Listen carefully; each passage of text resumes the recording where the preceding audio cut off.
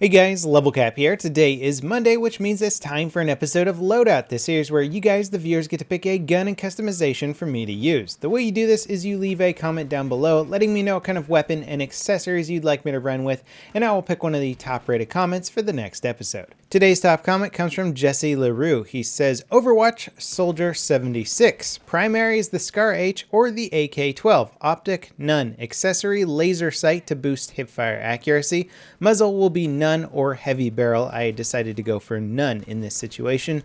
Underbarrel for the underslung rail. Paint will be using turtle naval camo. Now secondary is listed as none, but you can't actually not equip a secondary weapon in this game. Gadget 1 will be the M320HE, which is mounted on the underside of this AK-12. Gadget 2 will be the med bag to simulate the biotic field. Grenade will be none. Again, we do have to select a grenade, so I just left it as the default M67. Spec upgrade will be offensive for more ammo, since Soldier 76 has unlimited, as do all characters in Overwatch. Playstyle, try to hip fire as much as possible and play up close and personal. Hope you pick this and have fun, level cap. Now I had to pick this comment. Not only am I really enjoying Overwatch, but the timing of it is pretty funny because we did a squad up last week where we played Overwatch and we tried playing a team of nothing but Soldier 76s, and I called it We Broke Overwatch Meta because every single game we played with a full team of Soldier 76s, we won, hands down. I mean, there was a few struggles here and there, but we still ended up on top. And it's funny because Overwatch is supposed to be a game where you're supposed to pick characters that complement each other and pick classes that counter the enemy teams.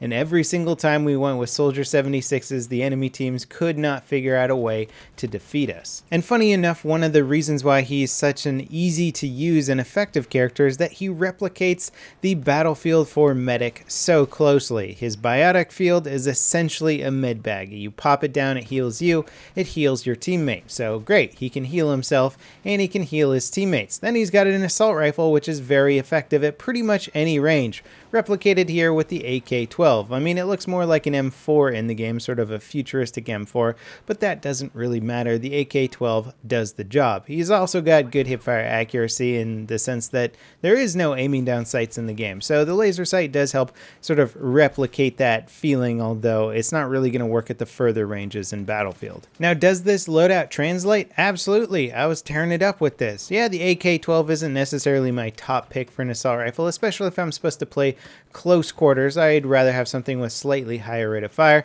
but the hip fire doesn't hurt, and I was able to win a lot of firefights regardless. The high explosive M320 is also very nice for dealing with infantry in close quarters or blazing your own trail through maps with lots of destruction. I tried to play Rush whenever possible, but I was forced to squeeze in a few TDM maps here and there just to get enough good infantry on infantry action. Now, this assault rifle is accurate. It's good at long range. The iron sights aren't bad, but obviously a red dot would be preferable here simply because the gun body obstructs your vision. When trying to aim at soldiers that sort of go right below the gun body, it becomes harder to track them, and since there's so much verticality in this game, it's not just about looking straight ahead.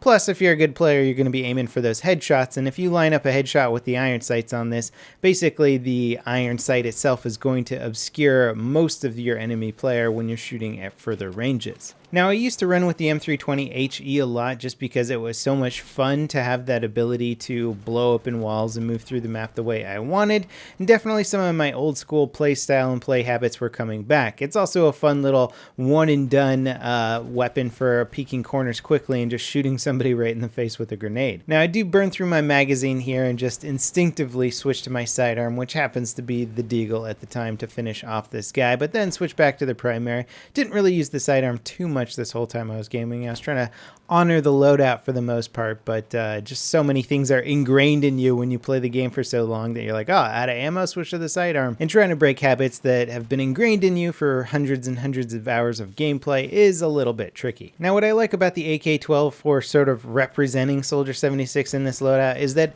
it's an old school weapon, but it's sort of the new school version of an AK, if that makes sense. So the Soldier 76's weapon in Overwatch which basically looks like an M4 that's kind of a cross between some sort of modern weapon, maybe the assault rifle from Aliens or something like that.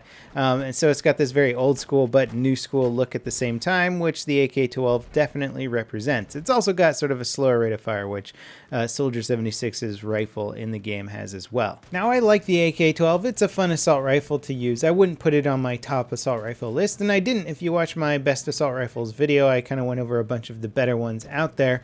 This one isn't necessarily one you would want to pick for being the ultimate battlefield badass. It's better for long range than it is close range by all means, but that doesn't mean it's not a decent assault rifle and that you can't do well with it. Now, this is one of those weapons that you don't really need to do much to it to make it good. In fact, you can run it naked and it'll be just fine. Obviously, I'd prefer a red dot sight on there, Coyote, Cobra, EOTech, or also known as the hollow sight.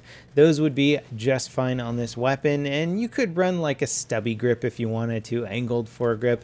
The underbarrel attachments on most weapons are fine to play around with depending on your playstyle, but you don't necessarily have to use them. You just have to look at how they're going to affect the gun and decide on how you shoot or how you play. Do you move a lot while shooting? Maybe run with the ergo grip or something like that. So it's a great weapon just as is, naked. You don't really have to upgrade it. Now, DICE has always been one to put sort of modern or prototype weapons into their games. In fact, there's quite a few prototype weapons in Battlefield 4 that never really saw extensive military use or even came out in production quality models like ever. Now, as much as I love laser sights for that improved hipfire accuracy, you got to make sure to turn them off when things start to get smoky. So much more smoke is being used now that smoke grenades have been improved, largely due to the infrared night vision nerf.